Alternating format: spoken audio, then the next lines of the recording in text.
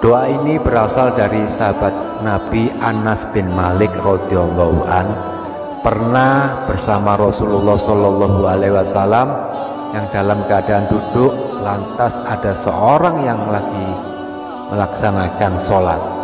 Kemudian ia berdoa, bahwa Ibnu Tawus juga di akhir hadisnya mengatakan bahwa Rasulullah bersabda, siapa yang melakukan sholat ini dan membaca doa seperti ini, sekiranya dia memohon kepada Allah untuk melenyapkan sebuah gunung, niscaya gunung itu akan lenyap. Atau memohon turunnya hujan, hujan pun akan turun. Sungguh tidak ada hijab antara pelaku sholat ini dengan Allah Subhanahu wa Ta'ala.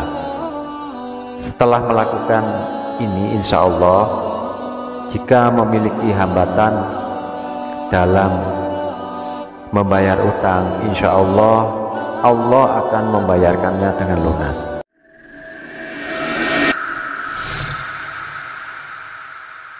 Sahabat beriman, ambillah cara cepat dan tepat yang saya bagikan ini dengan mendirikan sholat hajat khusus bayar hutang yang diambilkan dari beberapa hadis.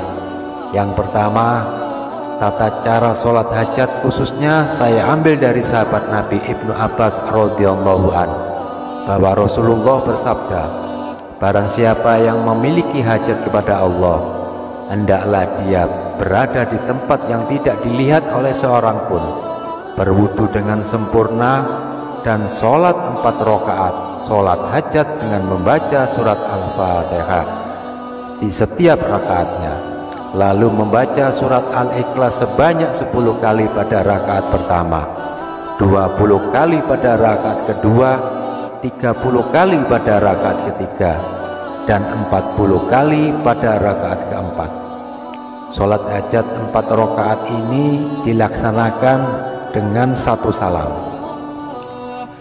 Yang kedua, selesai sholat hendaklah dia membaca surat Al-Ikhlas sebanyak 50 kali, kemudian membaca sholawat atas Nabi Shallallahu Alaihi Wasallam sebanyak 70 kali.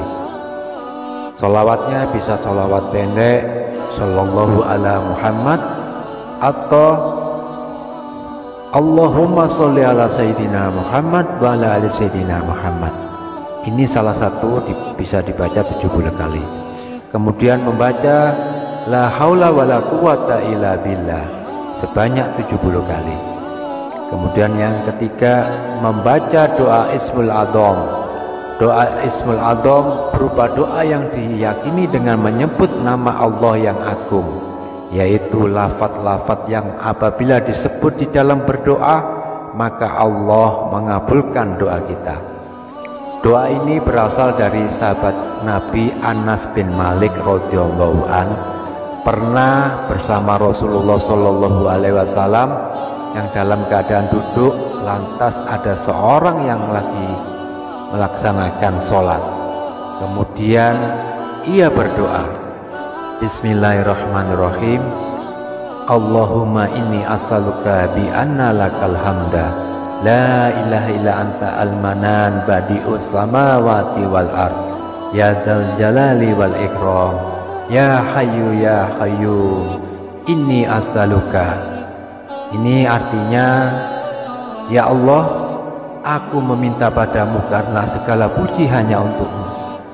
Tidak ada sesembahan yang berhak disembah kecuali Engkau, yang banyak memberi karunia, yang menciptakan langit dan bumi. Wahai Allah yang maha mulia dan penuh kemuliaan, yang maha hidup dan tidak bergantung pada makhluknya, aku bermohon kepadamu. Kemudian Nabi Shallallahu Alaihi Wasallam bersabda, sungguh ia telah berdoa pada Allah dengan nama yang agung, di mana siapa yang berdoa dengan nama tersebut maka akan diijabahi, dan jika diminta dengan nama tersebut maka Allah akan beri. Hadis riwayat Abu Daud nomor hadis 1495 dan An-Nasai nomor hadis 1301. Al-Hafiz Abu Tahrir mengatakan bahwa sanad hadis ini sahih. Kemudian yang nomor 4 dilanjut dengan membaca doa hajat bayar hutang. Doanya seperti ini: Robbana, Robbana, Robbana, Robbana, Robbana, wa a'udzubika min qalabatid daini wa kharir rijal. Ini dibaca 3 kali, yang artinya ya Tuhanku, ya Tuhanku, ya Tuhanku, ya Tuhanku, ya Tuhanku, aku berlindung kepadamu dari banyaknya hutang dan paksaan orang-orang. Dilanjutkan yang nomor 5 dengan membaca salam kepada Rasulullah. Ya Rasulullah, la tansani min syafa'atin isfa'lana ya Rasulullah. Ya Rasulullah, la tansani min syafa'atin isfa'lana ya Rasulullah. Ini dibaca 10 kali. Dimohon waktu Anda membaca, Anda konsentrasikan bahwa seolah-olah dan Anda menganggap bahwa Rasulullah berada di hadapan Anda.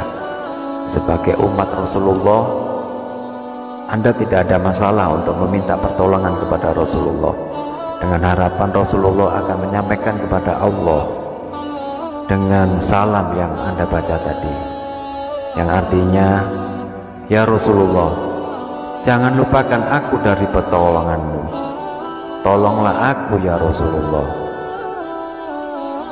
Kemudian menurut Ibnu Tawis, apa yang dikatakan dari sahabat Nabi tadi, Ibnu Abbas radhiyallahu an, tata cara sholat hajat yang tadi Anda simak itu berasal dari Rasulullah Shallallahu Alaihi Wasallam.